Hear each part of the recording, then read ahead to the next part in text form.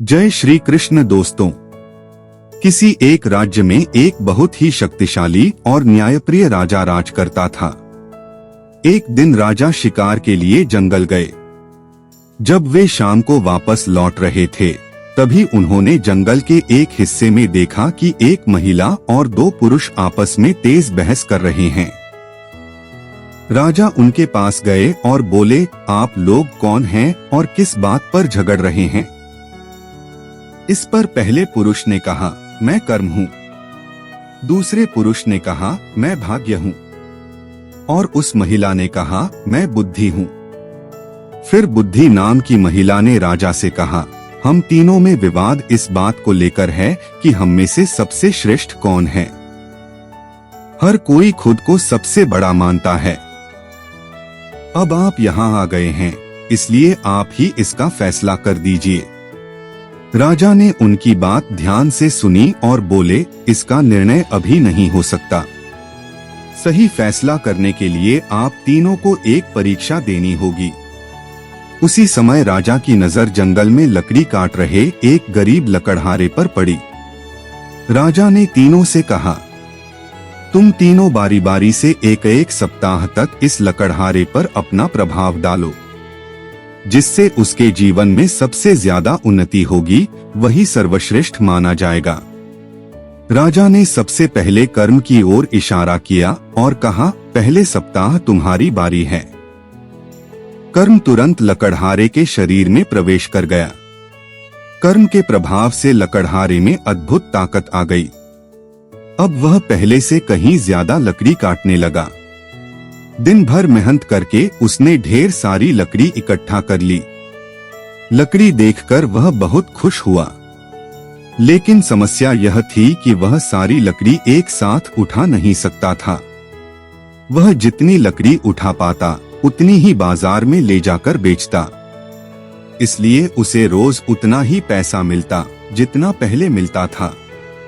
पूरे एक सप्ताह तक उसने ज्यादा मेहनत की, ज्यादा लकड़ी काटी, लेकिन आमदनी में कोई बढ़ोतरी नहीं हुई। एक सप्ताह पूरा होते ही कर्म ने लकड़हारे से अपना प्रभाव हटा लिया। अब दूसरे सप्ताह भाग्य की बारी आई। भाग्य ने सोचा, कर्म लकड़हारे को अमीर नहीं बना पाया, लेकिन मैं उसे जरूर धनवान बना दूंगा। भाग्य लकड़हारे के शरीर में प्रवेश कर गया। उसके प्रभाव से लकड़हारे को जंगल में अचानक गड़ा हुआ खजाना मिल गया। एक ही दिन में वह बहुत अमीर हो गया। लेकिन अचानक मिले धन का उसे सही उपयोग करना नहीं आता था। उसके पास न बुद्धि थी और न ही मेहनत करने की आदत बची थी। कर्म के चले जाने से वह आलसी हो गया। वह पैसा बेकार की चीजों में उड़ाने लगा। न बचत की समझ थी, न भविष्य की चिंता। कुछ ही दिनों में उसका सारा धन खत्म हो गया और वह फिर से गरीब बन गया। एक सप्ताह बाद भाग्य का समय भी समाप्त हो गया और भाग्य भी लकड़हारे के शरीर से निकल गया।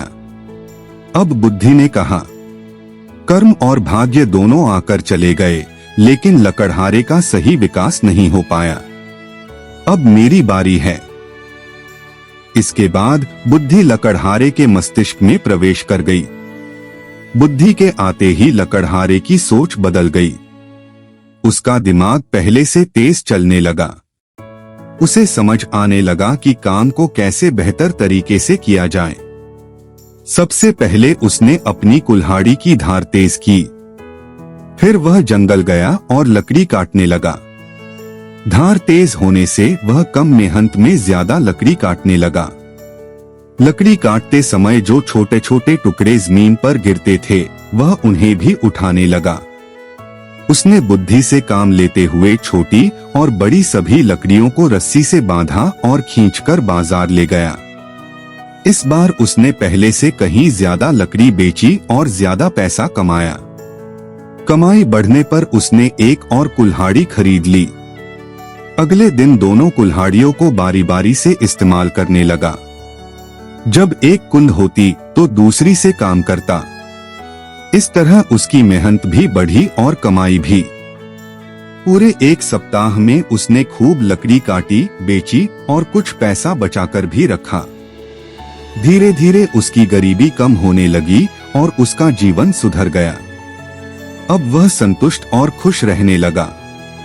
एक सप्ताह पूरा होने के बाद बुद्धि भी लकड़हारे से अलग हो गई। 3 सप्ताह बाद राजा कर्म, भाग्य और बुद्धि को फिर उसी जगह बुलाते हैं और सबका अनुभव सुनते हैं। सारी बातें सुनने के बाद राजा ने कहा, तुम तीनों में बुद्धि ही सबसे श्रेष्ठ है, क्योंकि बुद्धि के कारण ही उस गरीब लकड़हारे का सही विकास हुआ।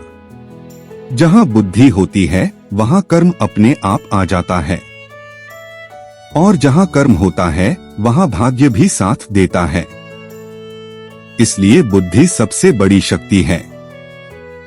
यह कहकर राजा वहाँ से चले जाते हैं। दोस्तों, इस कहानी से हमें यही शिक्षा मिलती है कि कोई भी काम करते समय बुद्धि का प्रयोग करना बहुत जरूरी है। बिना सोचे समझे किया गया कर्म अच्छा फल नहीं देता और भाग्य भी साथ नहीं देता। लेकिन अगर बुद्धि शुद्ध हो तो कर्म अच्छे होते हैं और अच्छे कर्म से अच्छा भाग्य बनता है।